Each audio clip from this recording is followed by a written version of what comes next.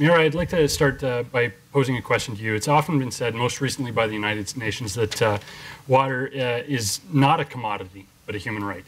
And yet many of life's essentials, especially in northern climate, things like electricity, food, clothing, and shelter are priced, they're sold, and they're traded internationally. Can you explain to me why, from your perspective, water should not be seen as a commodity? Well, I think everyone can understand when we talk about water, it's a question of life and death. Water is essential not only to human life, but to all life. And unlike sources of energy, for example, or other essentials, there are no alternatives to water. Once our freshwater sources are destroyed, life is no longer sustainable. It's therefore crucial that we collectively protect and manage our water as a commons rather than allow for it to be exploited for commercial purposes or left to a market system to be distributed not according to need or equitably, but according to one's ability to pay.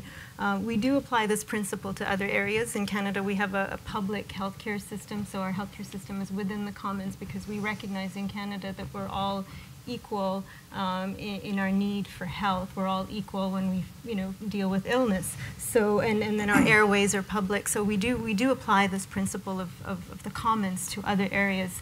But I would argue that water is the most vital of the commons because it is so essential to life. And once it is destroyed, you cannot recreate water.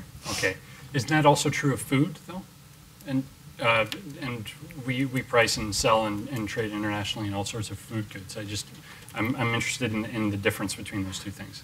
Well, again, water is a vital resource that's essential to life.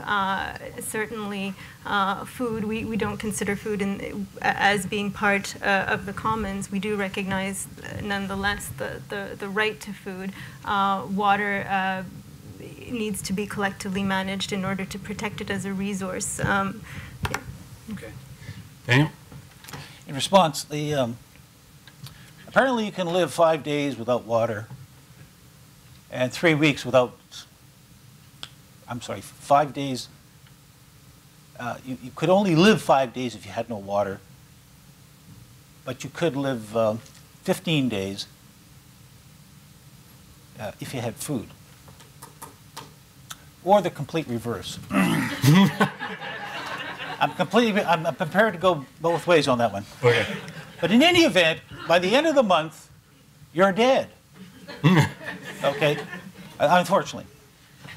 Water is not really destroyed or created. The same amount of water that is here today has been here since the dinosaurs. A lot of this water is 100,000 years old, and it's not stale. It's great. You can't destroy it.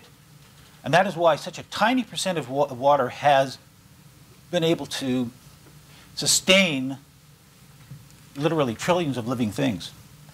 When the UN makes it a right, it scares the hell out of all other countries because now they don't know what it means if it is a right. Just as like a human right. And I think it complicates the problem because it's not dealing with it as if it's a resource. If it's dealt with as a resource, it can be sold, it can be transferred. It doesn't mean that it's paid for by a poor country. We contribute $30 billion to foreign aid. Well, that could be our contribution to paying for the water. But somebody has to pay for water, move it over there, and so forth. Very much like our health system, as you say. It is free, but half of the people, at least, pay all the bills. And that would be the same thing for these countries. They will not be paying the bills, but it still will be sold and be paid by somebody. And I don't believe it, and when it says it's exploited for commercial purposes, well, 70–80% of it is used for agriculture. Well, agriculture, big or small, is commercial use. So it's hard to say it's being exploited. Also, contamination of water is really a separate issue. Many countries contaminate water, Canada included. That requires a different approach. And that can be cleaned up, but that's a separate issue of spoiling water and then putting it off to the side. We could, Meera, send boatloads of water super tankers to West Africa, build reservoirs, pump this water in there, and that could be our foreign aid. I think we would...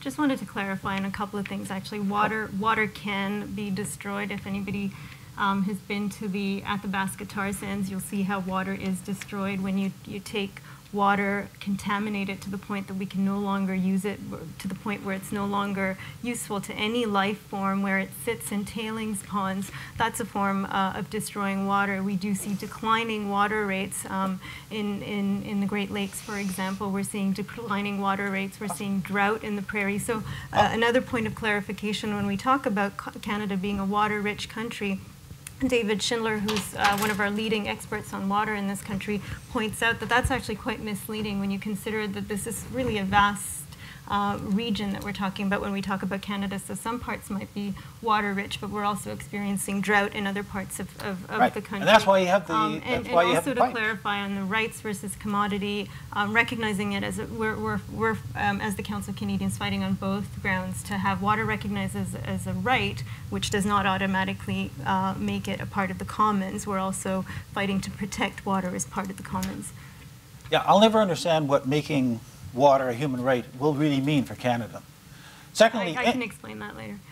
It's not really clear. Sure. As far as you can pollute water all you want, you can get it out of there. It's just that it's expensive, and the oil companies aren't going to do it.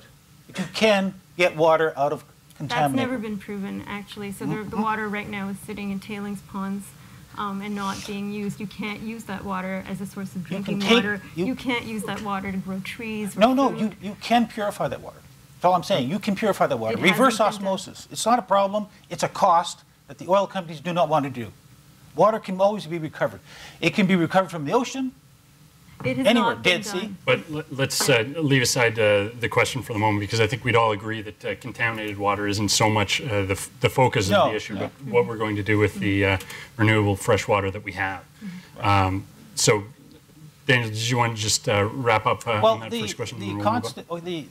The reference that, the off-the-cuff reference, we don't have as much water as we thought. Well, that's like Warren Buffett saying, I don't have quite as much money as I used to have. We have 20% of the world's 8% of the renewable, 0.5% of the population. There's no country in a more enviable position than we are. If we don't have water, nobody has water. Okay.